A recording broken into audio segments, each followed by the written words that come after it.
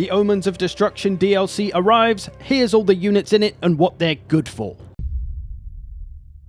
First up for the Greenskins, my boy Gorbad Ironclaw. He's sturdy and reliable with decent combat stats all across the board, good armor-piercing weapon strength, can do well enough fighting in crowds or going after characters, only has one mount option, his unique boar Nala. Going through abilities, pause the video if you want to read them, but first up, Orcs are the best. This is a damage boost for only a single unit, but lasts nearly 30 seconds. The boss has a plan, a melee defense and leadership boost, plus expert charge defense for a single unit. Mauglaw the Mangler, a big damage boost for Gorbad himself basically, and the Great Leader, giving melee defense and melee attack to nearby friendly units. So Gorbad, almost like a bit of a budget Grimgor to be honest, good damage dealer whether it's in crowds or taking on characters, although not quite as strong as Grimgor, but he does have the luxury of a mount so he can get around, which Grimgor can't, and he can boost up friendly troops, so a bit of a support lord as well. And then we have the new generic lord for the Greenskins, the Savage Orc Great Shaman. His combat stats aren't up to much, but that's to be expected. He is a wizard lord, he's supposed to stay out of combat most of the time, does have the 35% physical resistance, so don't let the 0 armor and 25 melee defense scare you too much, but he will have to be careful around enemies with magic attacks. Luckily, keeping him out of trouble is quite easy because he does have a boar mount, but also a wyvern mount, so another flying lord for the Greenskins, which is nice. For his abilities, he's got the Skull Wand of Kaloth, which will increase his damage output for a short time and give the Discouraged imbuement, which reduces enemy leadership by 16. Could be very powerful late game, teamed up with the wyvern. And then he has this pretty cool ability as well, Mumbo Jumbo Chant, which will boost nearby friendly units' damage output and leadership, but he won't be able to move while he's doing it, so you'll just kind of stand him behind your front line or something and have him dancing away, speaking his Mumbo Jumbo. And I suppose I should mention, as he's a wizard, he does come with the Law of the Big War, so got all the magic to use there, and he does have this Savage Charms ability, which will give a 10% physical resistance to any nearby friendly units. So a nice big Warcaster with the mobility of that wyvern, and some support abilities to help the boys. Now on to our heroes, first of all with Snagler Grobspit, the legendary hero for the Greenskins. He is strapped to that spider, so he can't go on foot, he's always on spider. His combat stats are fairly decent, although not a ton of armor, so does want to be a bit careful, no armor piercing damage. He comes across as a bit more of a harasser, a flanker, good for getting after missiles and artillery perhaps, got that poison, probably wants to work together with some other spider rider units as well. For his abilities, Inventory of Hatchlings, he can summon up some spider units. Spiderweb Attack, this is a snare or pin, will lock an enemy in place so they can't move. And then we've got a magic missile attack, the Sting of Snagler. Nice damage on this and the Sting of Snagler ability, which reduces enemy melee defense by 40, which is a hell of a lot, and melee attack by 24. So good for weakening units, for other units to beat up perhaps. Like I say, overall I think a bit more of a harassy, sneaky little bastard lord that'll want to work with his fellow spider riders. And we've also got a new Night Goblin Big Boss. This little fella is not too great in melee, as Night Goblins tend not to be, but you can put him on a squig, so that'll beef him up a little bit.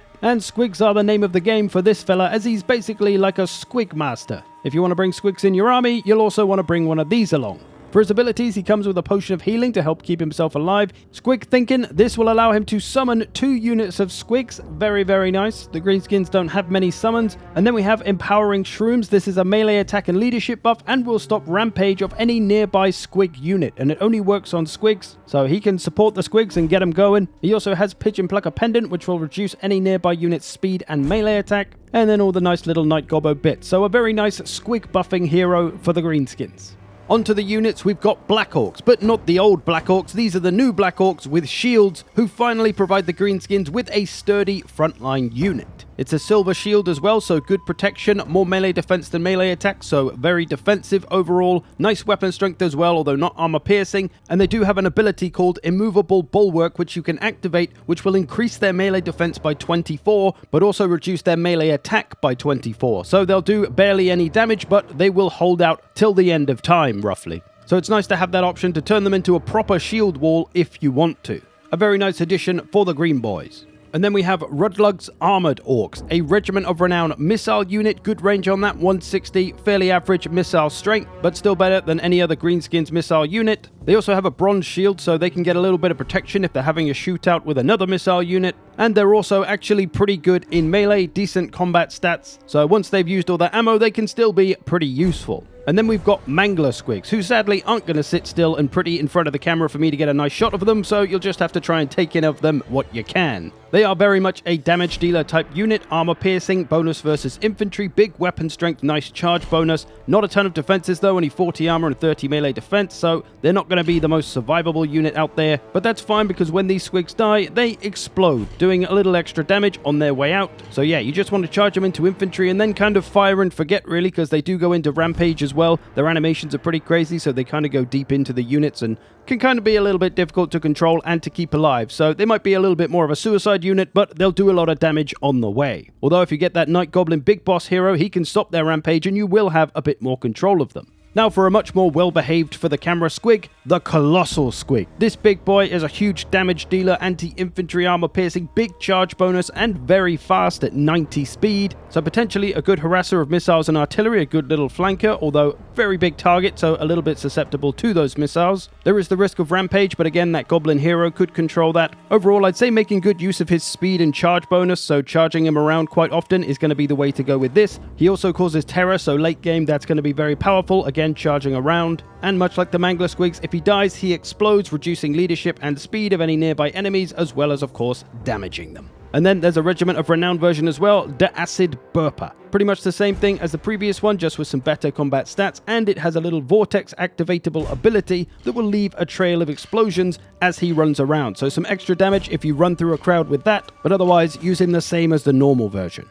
And then we've got another version of the Arachnarok Spider, the Flinger. On the melee side of things, it's pretty much the same as the normal Arachnarok Spider. It's anti-large, so get it after the other monsters. But of course, it has that long-range artillery type attack, good strength, armor piercing, and it comes with the Sticky Web debuff, which will reduce enemy speed, whatever it hits, and increase their vigor as well, so make them more tired. So a nice option to use pre-battle to wear the enemy down a bit, to slow them down a bit, to mess with their vigor if they're running up on you. But otherwise, your usual Arachnarok Spider.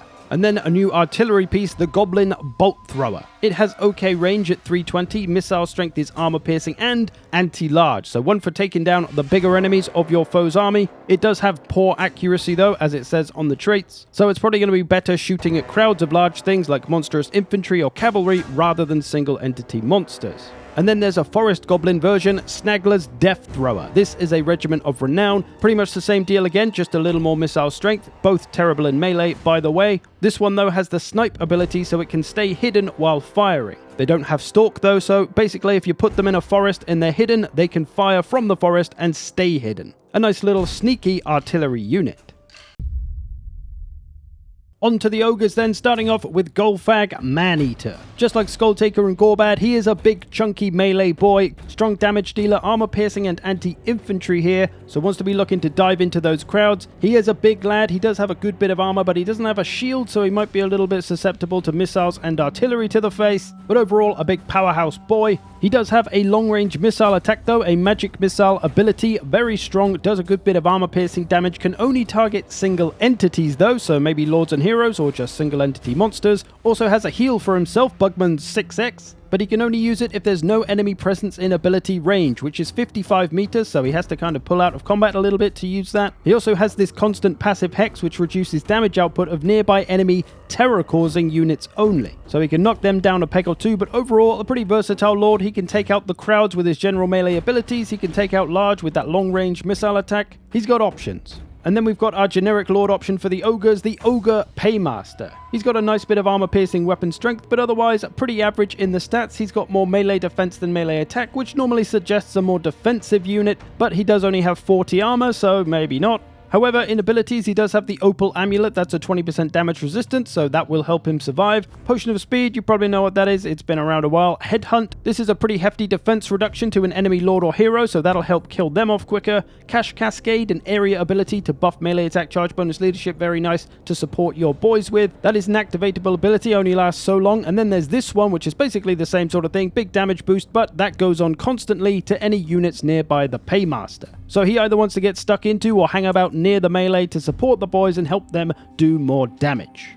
And then we have a legendary hero for the ogres, Brag the Gutsman. He is an anti-large damage dealer, big melee attack, weapon strength, bonus versus large armor piercing, but he lacks a little in the defenses, only 50 armor and 42 melee defense. Either way, you're going to want to get him after anything large, cavalry, monsters, monstrous infantry, large lords and heroes. For his abilities, he's got great gut gouger. This is a big damage boost for him, will make him cause terror, and imbues monstrous impact, which reduces the enemy's speed and charge speed by 60%, which is going to be great. If they try to run away, you can still get him. If you terror rout them, you can still get him. And then we have Dreaded Aura. This will remove nearby enemies' immunity to psychology, which is pretty crazy, especially as he can cause fear and potentially terror himself. And if all that wasn't enough, he can execute characters. You know how Yuon Bo could execute anyone below 20% health? Yeah, he can do that.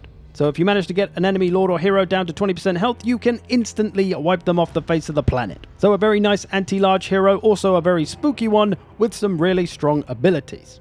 And then we have a new generic melee hero for the ogres, the Bruiser. Pretty decent combat stats, good armor, bronze shield there as well. A little bit lacking in the weapon strength, only 400 for this big boy, seems a little low. But overall, he should do pretty well bonking any kind of infantry on the head. For his abilities, he's got Puncture, which will increase his melee attack and sunder enemy armor for 38 seconds, a pretty nice duration. A bit of a support ability in Where You Goin', this will make a unit unbreakable for a while, that's pretty handy. And more interestingly, Belly Stance. This will give expert charge defense and charge reflection to nearby friendly units when they are stood still. Probably going to be more used to support some of your Noblar units, perhaps some of the new ones. So the Bruiser is a decent melee hero with some nice support abilities as well.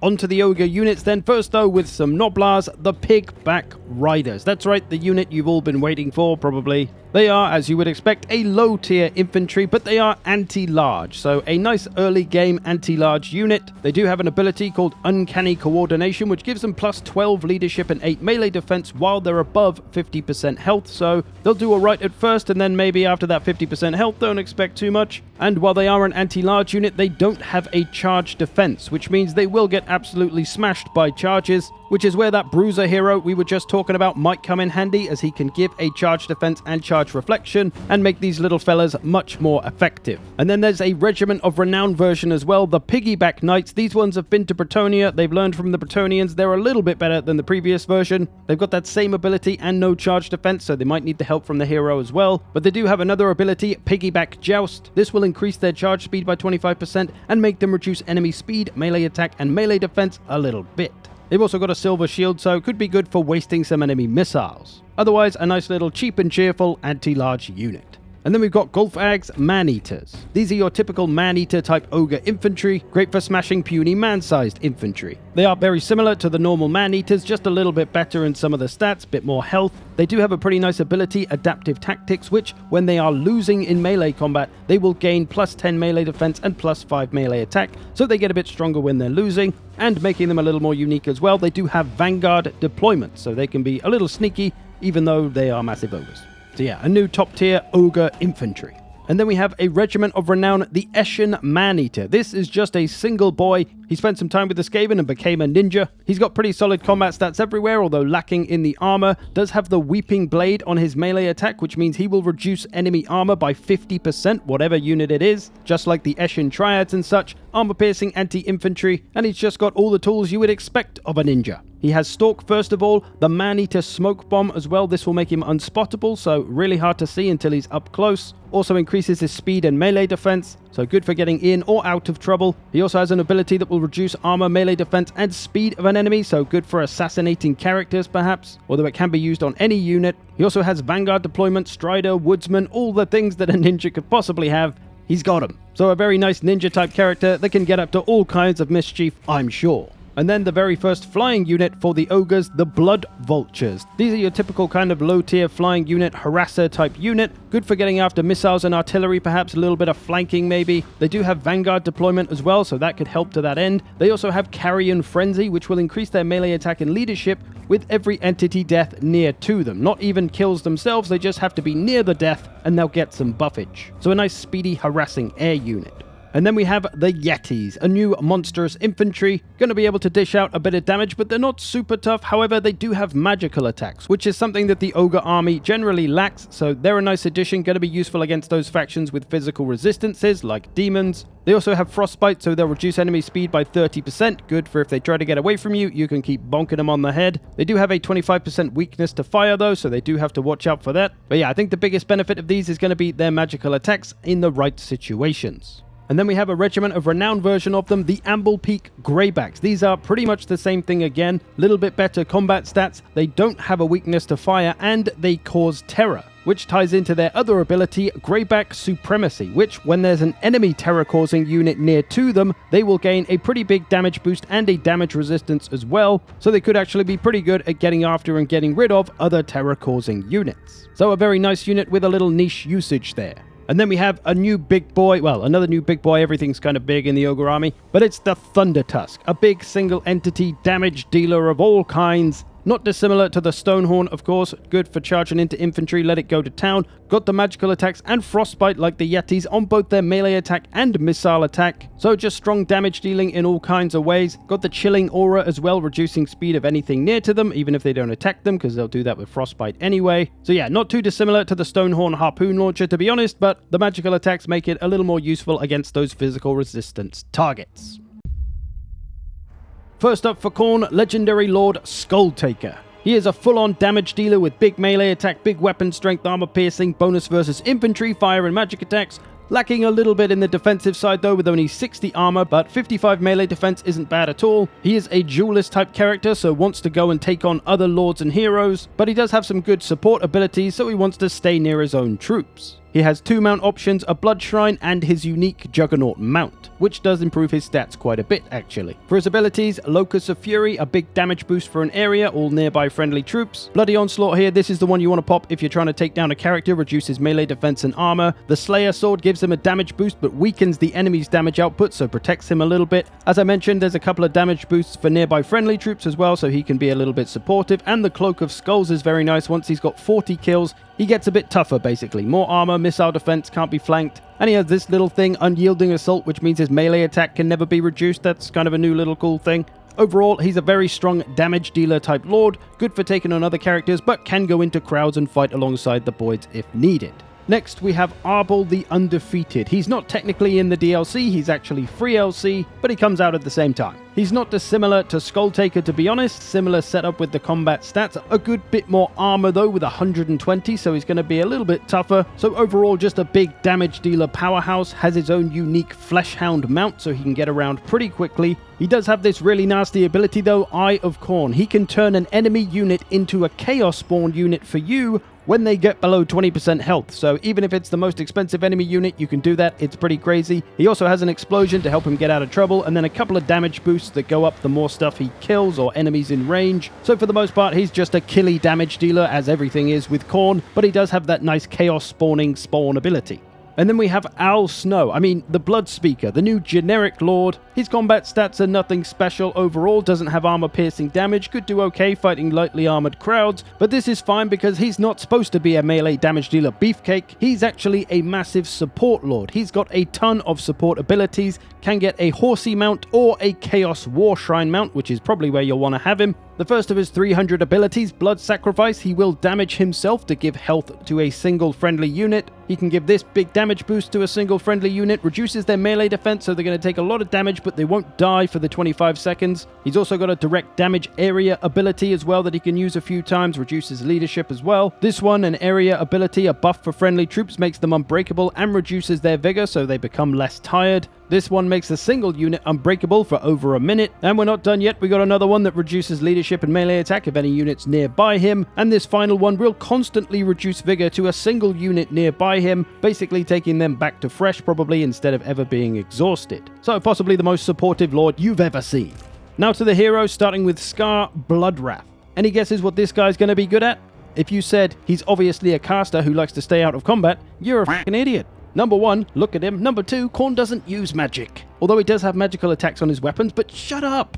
Obviously, this chap is ready to chop everyone's face off, just as everyone else is in the Khorne army. Does have Sunder armor on his melee attacks as well, armor piercing, bonus versus infantry. The magic attack's going to make him good against taking down demons. For his abilities, Inevitable Horror reduces leadership and increases vigor of enemy units. Bladestorm Blades, a damage boost for when he's fighting in infantry. The Blood Tally, this will give him 50% extra healing once he's got 150 kills. But now you're asking, how the hell's he going to get any healing? This is the Khorne army. Well, that's where the Bloodborne ability comes in. This is a one-time 20% heal to his health once he drops below 25% health. And if he's got those 150 kills from the other ability, that'll actually be 30% health. And then this damage boost as well, Sunder's armor. So overall, a big tough boy, better at fighting in crowds perhaps, and going to be pretty tough with that heal.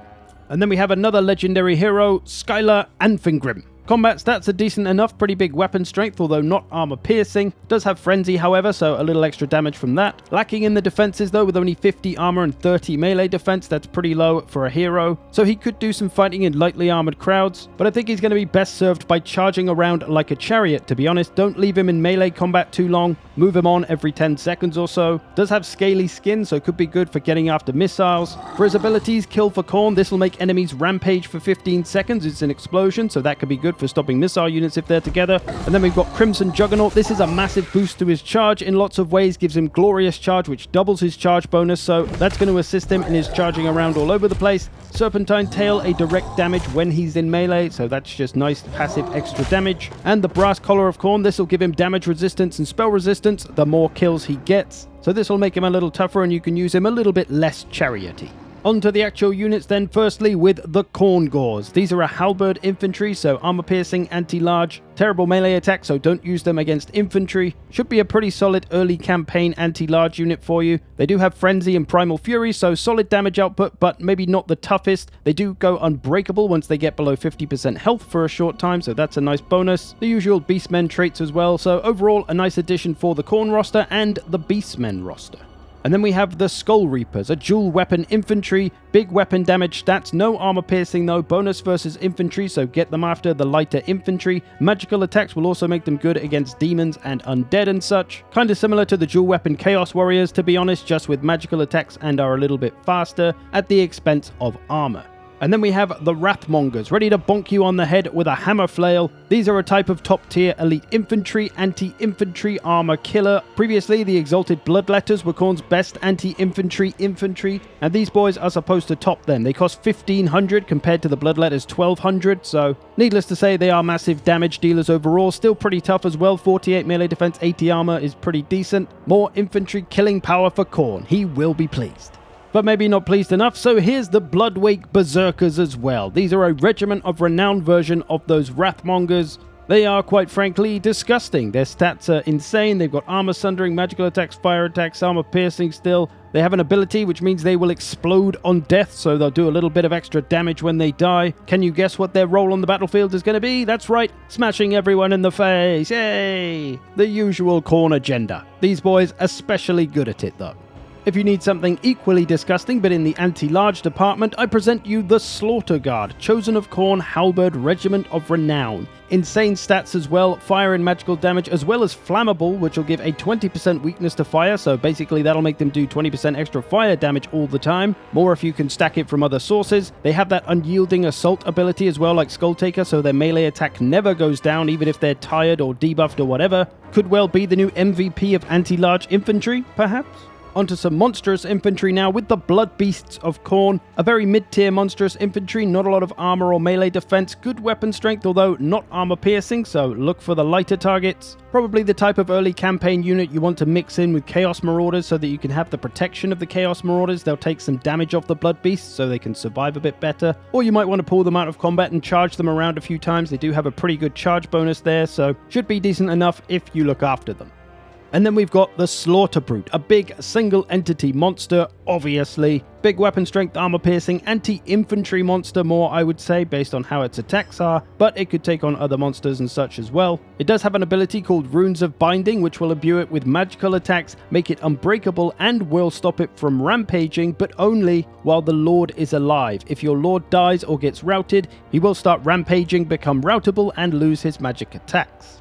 And lastly, we have a Regiment of Renown Hell Cannon. That's a skull cannon, buddy. And lastly, we have a And lastly, we have a Skull Cannon, Regiment of Renown, the Hell-Forged Bellowers. This is your typical Skull Cannon, except it's not actually quite as good with its ranged attack. It has less range and less missile strength, but it is better in melee. Also has a little Vortex passive ability for some extra damage when it's in melee as well. So you're going to use it in the same way as you would a normal Skull Cannon, but you're going to want to get it more focused on the melee and the shorter ranged attacks. And there we go. I hope you've enjoyed this. Thanks for watching. Do consider checking out the YouTube memberships if you'd like to support this channel. Otherwise, I'll see you in the future.